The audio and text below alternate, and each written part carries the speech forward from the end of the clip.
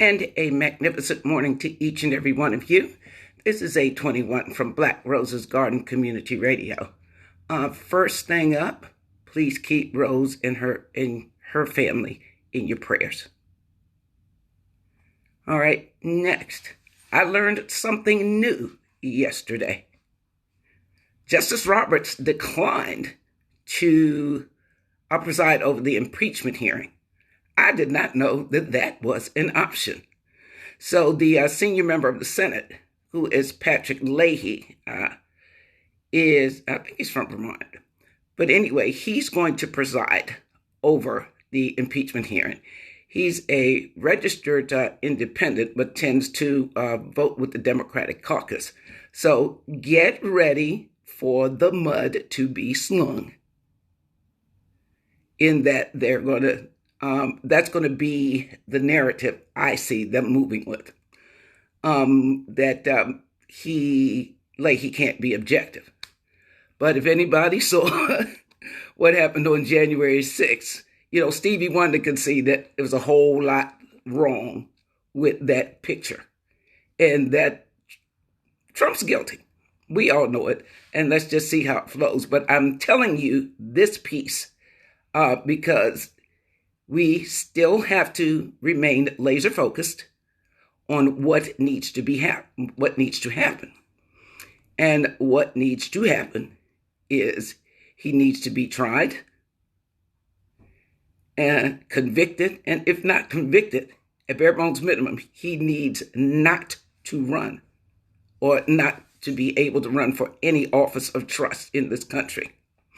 Now, the argument this weekend over the Fox News waves was that there may be unintended consequences on the impeachment trial because it's going to further separate folks in this country. What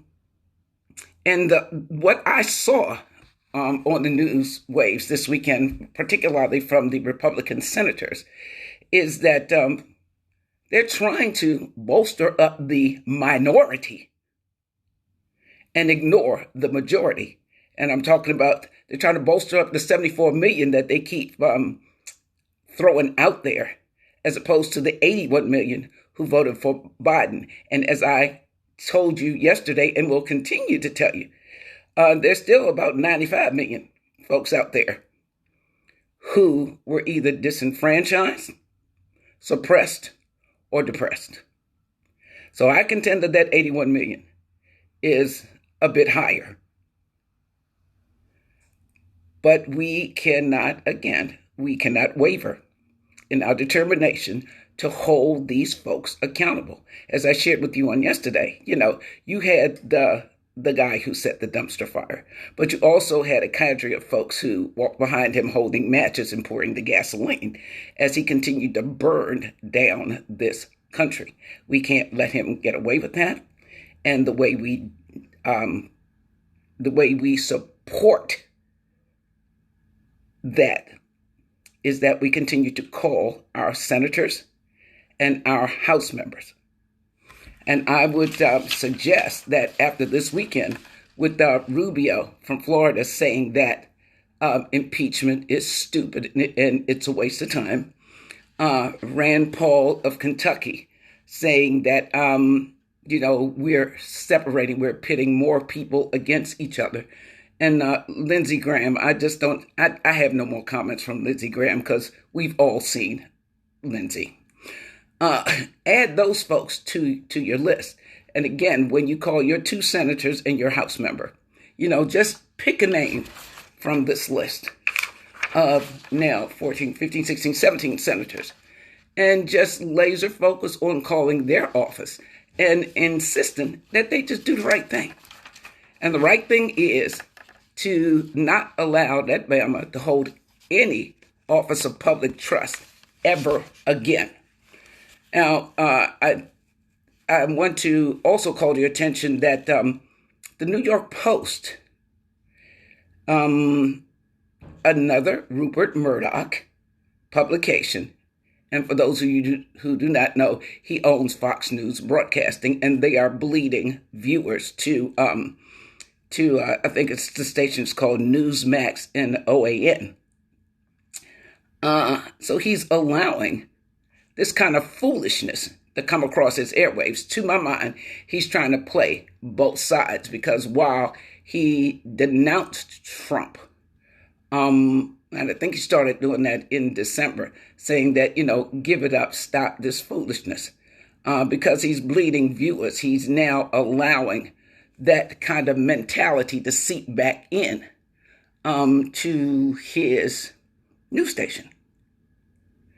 The New York Post allowed Josh Hawley a feature article where he tried to defend his position in, voting to overturn the election results. And his argument was his freedom of speech, the First Amendment.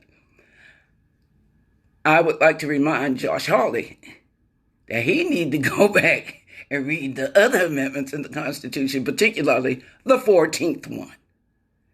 So I'm saying all this to say a lot of folks don't know stuff. And I just want you to be aware of things that will be coming at you all kinds of ways. But we still have to remain focused on our job as a citizen. Because as you saw on January 6th, and as I told you yesterday, you saw folks who will be happy to take your choices away from you if you don't take your job as a job of being a citizen seriously. And the job of being a citizen is to get informed and stay informed and participate in the process. And the process is to let your elected officials know, and that's whether you check their box or not. If they are in on the Hill, representing your state or representing your district, they are accountable to you. So they need to hear from you. They need to hear what you think, what you believe, and what you want to happen. So we need to keep our pedal to the metal. We need to have our friends or advise our friends to do the same thing. And again, if you don't know who to call, send me your email. I'll send you the list. And be reminded, after you call your two from the United States Senate and your one from the House of Representatives, pick another one or two names off of this list. Because all 435 of them folks in the House and all 100 of them folks in the Senate impact what you do on a daily basis. And I know for me, seeing all of the challenges that this new administration, that the Biden administration has to come in and address, such as absolutely no plan for COVID. The fact that the previous administration lied to the governors of the state, saying that, they would be able to have some kind of, they would be able to get more doses that were not there. I don't want to repeat of 2008, whereas, the only thing that Congress focused on for the first couple of years of Obama's administration was healthcare, and that was a good thing. But that's the only thing that they got done. We can't afford that at this point in time. We got people out here hungry. We got schools that are suffering because they don't have that face-to-face contact. And it's hard to manage over the internet. It really is. Attendance, the whole 9 yards.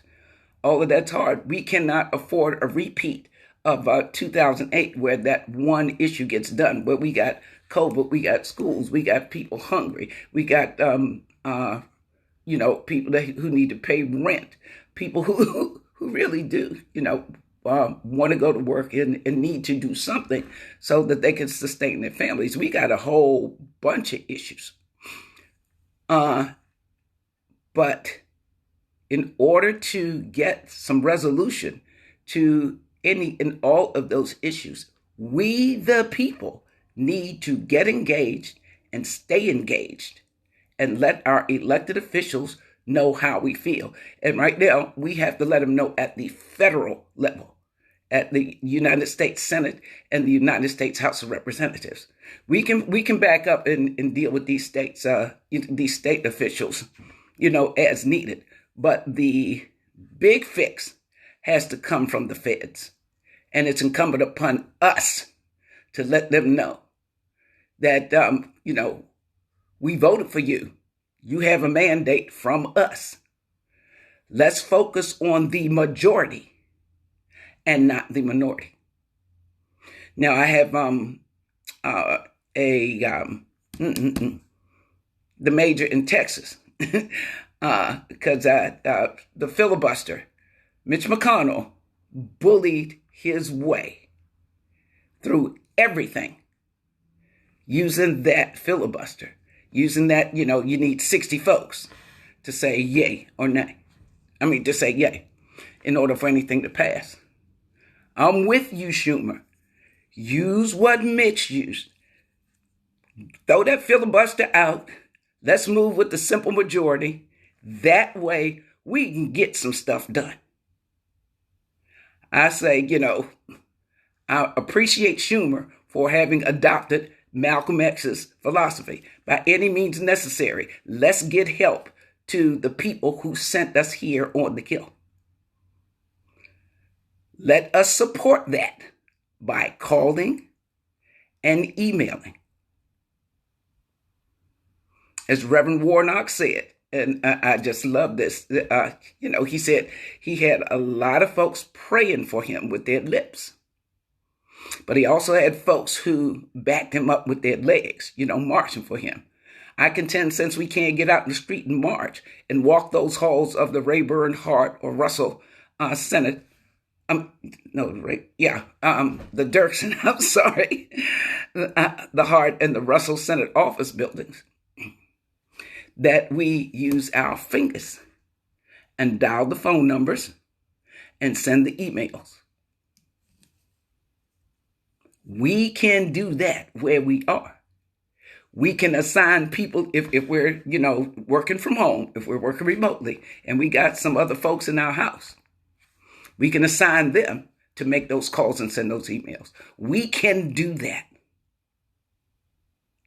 So I would encourage you to get busy handling the business of we, the people. That, folks, is how you citizen. You have responsibility. You've got the job description. Let's get busy. This is 821 from Black Roses Garden Community Radio. Please share this information. I will talk to you tomorrow. I'm out.